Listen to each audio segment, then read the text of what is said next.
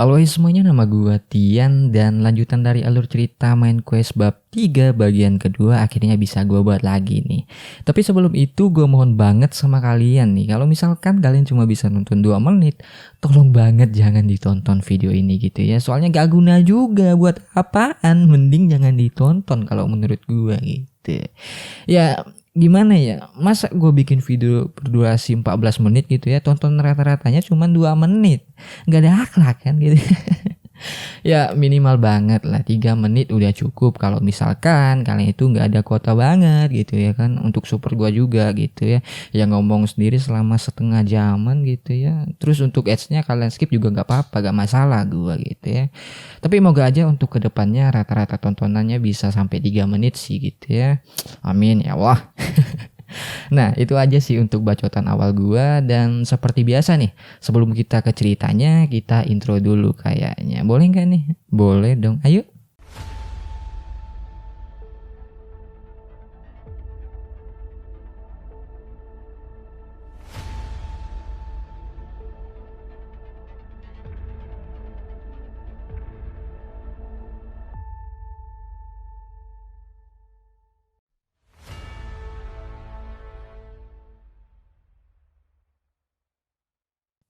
Nah, berhubung tugas yang bertetek-bengek udah selesai nih, jadi sekarang CS udah bisa fokus untuk pergi ke gerbang dunia lain nih, untuk mengecek keadaan di sana apakah masih aman atau sebaliknya buruk gitu ya, alias cipo.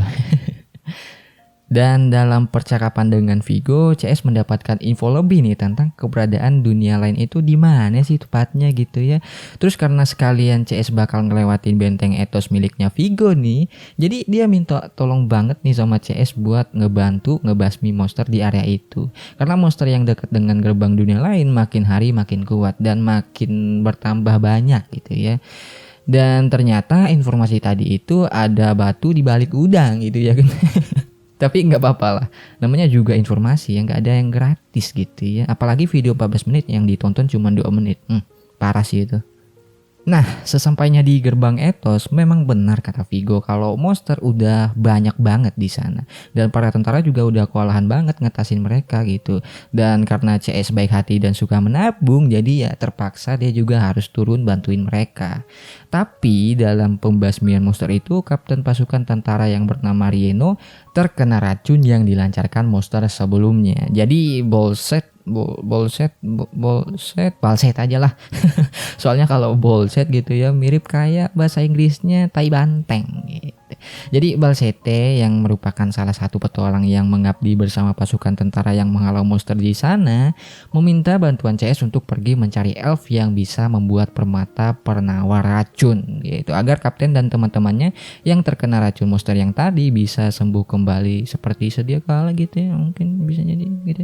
Soalnya dia juga nggak mungkin ninggalin teman-temannya ya yang masih keracunan di sana gitu. Tapi sayangnya di sini CS sama Polulu cuman tahu satu elf yang cukup ya pro lah gitu ya buat bikin permata-permataan, yaitu Nayata di gua bawah tanah Saham gitu. Dan juga perjalanan dari benteng Ethos ke gua bawah tanah Saham jauh banget by the way, apalagi yang jalan kaki kayak gua nih. Nah, setelah sampai di tempatnya Nayata nih, jadi kita mendapatkan informasi tambahan lagi di mana letak keberadaan gerbang dunia lain itu. Yaitu kata Nayata nggak jauh dari tabir sihir yang dibuat Majua. Dan menurut Nayata juga, CS mesti nanya sama patung yang ada di dekat tabir itu terlebih dahulu. Soalnya katanya dia tahu cara masuknya. Nanya sama patung, what the hell?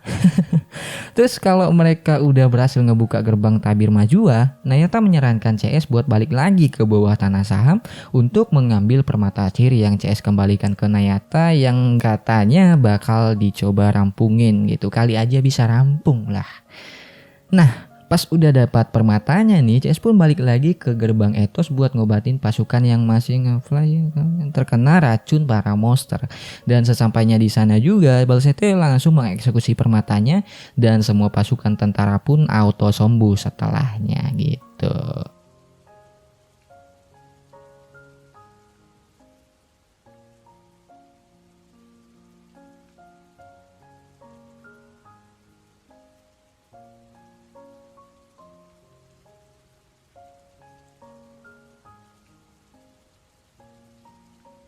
Dan sehabis itu perjalanan CS pun dilanjutkan lagi ke tempat yang bernama Kota Hilang.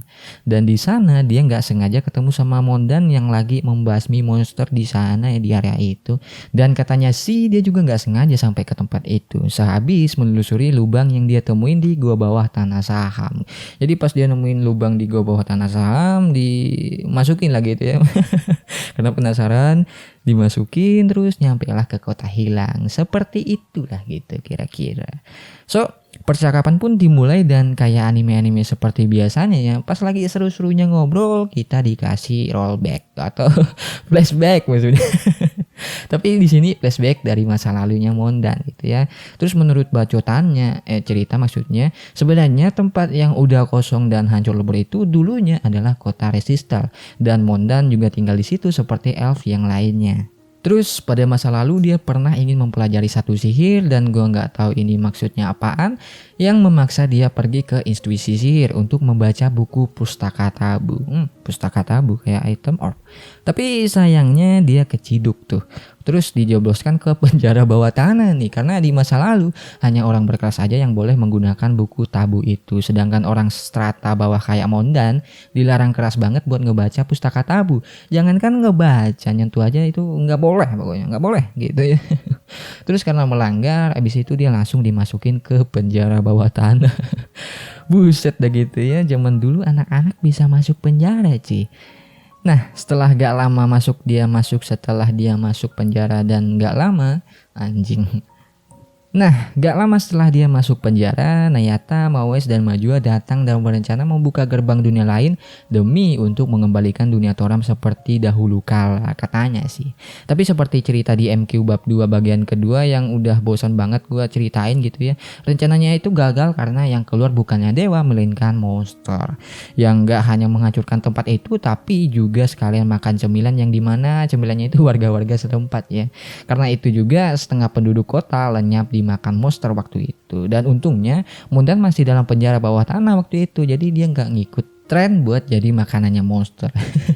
Tapi semuanya nggak seindah cerita ya. Walaupun Mondan selamat waktu itu, tapi dia juga berusaha mati-matian untuk keluar dari penjara itu ya. Ya lu bayangin aja dah, lu dalam penjara nggak ada kunci, besok pasti nggak makan. Terus kalau nggak keluar, ya pastinya lu bakal ngerasain mati secara perlahan dari lapar, pingsan, sekarat sampai mati betulan gitu. Ya lu bayangin aja dulu, mimpi buruknya belakangan gitu. Dan selagi dia mencoba keluar dari penjara, dia nggak sengaja dilintasi 3 penyihir besar yang bilang mengorbankan 1 atau 2 kota demi menyatukan kembali dunia itu nggak ada apa-apanya. Ya kayak songong-songong gitulah ya. Dan inilah alasan kenapa Mondan memiliki dendam yang amat sangat besar terhadap ketiga penyihir itu, yaitu Nayata, Mawes, sama Majua. Bahkan denger namanya aja dia ogah banget gitu ya. Terus katanya waktu itu Mondan ditemukan sama York dan Yan yang kebetulan lewat di situ ya, dan saat itulah dia mulai mengikuti dan bergabung dengan faksi mereka yaitu Teknista. Ya kalian masih ingat dengan Teknista kan? So pastilah gitu ya, dari namanya aja udah bisa relate, yaitu Tech. Artinya kaum yang keahliannya di bidang mesin gitu ya. Nah setelah itu CS pun melanjutkan perjalanannya lagi untuk menemukan tempat gerbang dunia lain. Dan di dalam perjalanannya CS dipertemukan kembali dengan sosok Kawaii yang pernah ditemukan di Gunung Nisel waktu itu. Dan seperti biasa ya, pas dideketin dia langsung kabur terus ngilang gitu aja. Aneh sih gitu ya. Tapi daripada ngurusin itu, CS pun melanjutkan perjalanannya dan akhirnya nih sampailah mereka ke tempat tabir buatan Majua yang fungsinya untuk mencegah orang-orang masuk ke gerbang dunia lain.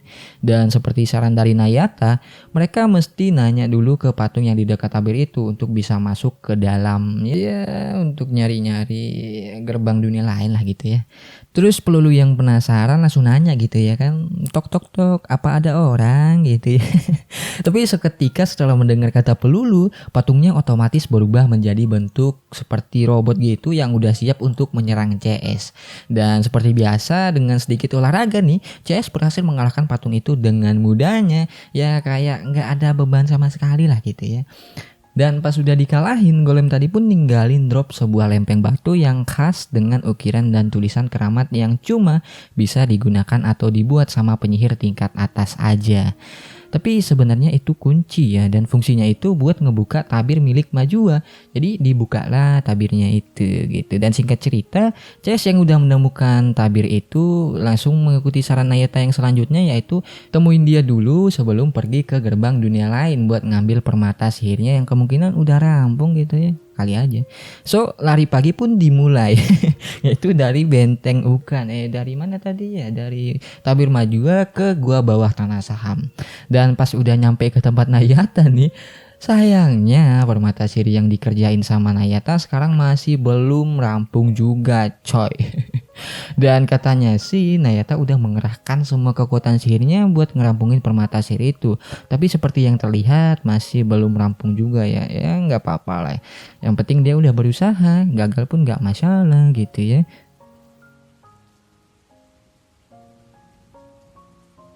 Dan karena permatanya juga belum rampung nih, jadi Nayata pun menyarankan lagi kalau coba minta bantu sama Mawes gitu. Soalnya Mawes itu juga penyihir rembulan. Harusnya dia lebih paham kalau masalah permata-permataan kayak gitu ya. Jadi kita pergi lagi ke Kastil Rembulan nih, dan asli di sini gue capek banget jalan kaki gitu ya. Dan pas nyampe hasilnya sama aja sih, nihil. Soalnya menurut Mawes permata sihir itu udah sempurna dan seharusnya nggak ada masalah sama sekali dengan permata sihir itu. Tapi kalau permata itu nggak bisa memunculkan kekuatan magisnya, berarti sama aja permatanya kosong. Ibaratkan kata pepatah nih, permata kosong nyaring bunyinya gitu. Terus untuk cara merampungkan permata sihir itu prosesnya sama kayak primer game nih, yaitu harus diisi dengan kekuatan magis dari dewa langsung. Dan untuk sementara ini hanya ada satu orang yang diketahui bisa merampungkan primer game, yaitu dewa utama Toram Online yang bernama Almas. Sosok penampakan Dewa Almas yaitu di kuil runtuh bagian dalam yang dimana patungnya sendiri yang menjaga primer game buat nyegel monster prasejarah Minotaur gitu ya. Pastinya kalian udah tahu lah, apalagi yang udah selesaiin MQ bab 3 ya. Dan ini jangan sampai lupa ya, Almas itu dewa utama, sedangkan Pino, DLL, DST, DKK cuman tetek bengek doang yang nggak ada gunanya gitu ya. Nah, kembali dalam cerita nih. Mawes pun menyarankan CS untuk minta bantuan sama Dewi Pino nih untuk merampungkan permata sihir itu. Soalnya Pino kan juga dewa ya.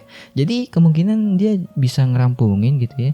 Tapi setelah lari pagi ke tempat Dewi Pino nih, alias dari Kastil Rembulan ke Balai Kota gitu ya, hasilnya bukan lagi nihil tapi sia-sia banget. Kenapa?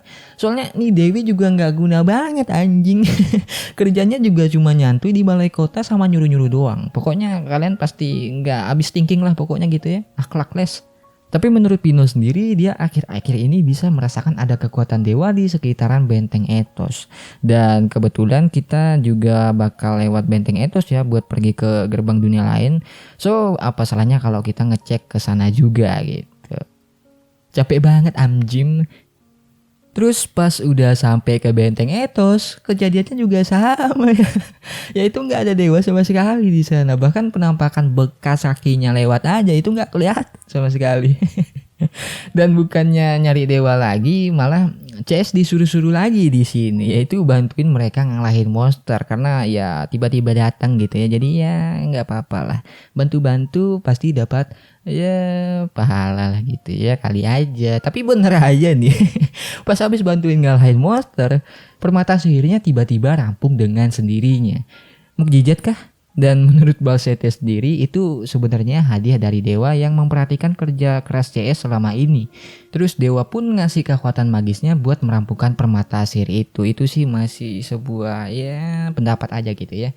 Tapi bukan cuma di dunia nyata ya, tapi di Toram juga sama ya. Kalau kita berbuat baik pastinya akan dapat hadiahnya. Karena Tuhan itu nggak buta men. Kalau di Toram kan dewa, dewanya nggak buta gitu ya. Kalau di dunia nyata Tuhan itu nggak buta, dia gitu lihat. Walaupun kita bermain-main di WC, dia lihat tuh. Nah, setelah itu CS pun melanjutkan perjalanan, tapi Pelulu menyadari ada yang aneh dengan Balsete tadi yang tahu banyak dengan permata sihir gitu ya. Padahal CS aja belum ngasih tahu atau belum nyeritain tentang masalah permata sihir ini. Tapi kok dia banyak tahu gitu ya. Dan sebenarnya sih menurut gue ini Easter egg ya. Kenapa? Karena dengan tahan banting sama racun monster, terus Pino pun menyadari ada aura dewa di sekitaran benteng Ethos itu bukannya secara real time tapi akhir-akhir ini katanya. Sedangkan akhir-akhir ini Balsete masih ada di situ gitu ya.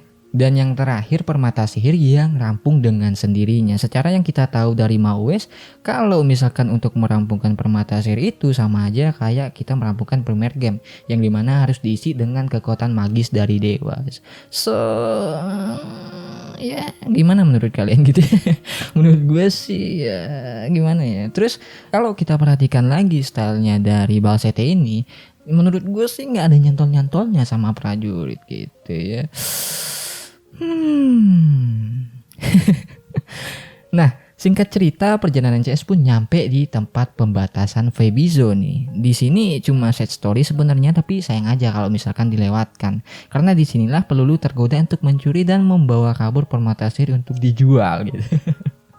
Tapi karena aura dari permata sihir mengacaukan pikiran monster-monster yang ada di sekitarnya, jadi siapa aja yang membawa permata sihir ini maka akan diserang monster yang merasa terganggu itu gitu. Dan oleh karena itu juga CS pun nolong pelulu yang diserang monster, dan di sini pelulu berjanji buat gak akan pernah lagi mencoba mengambil atau mencuri permata sihir untuk dijual lagi gitu ya. Karena buat apa juga kalau misalkan dia bawa terus diserang mati mokat di situ, ya sama aja bual, nggak lucu jadinya. So, berhubung CS orangnya baik dan pemaaf juga ya, jadi pelulu pun dimaafkan dan hubungan mereka itu nggak retak sama sekali karena kejadian itu. Ya beda halnya kalau sama gue ya, gue pasti minta ganti rugi yang enak-enak dulu gitu. Ya itu aja sih. Dan jadi gue udahin dulu ya sampai di sini. Moga aja kita ketemu di video selanjutnya nih. Nama gue Tian dan seperti biasa terima kasih gitu ya.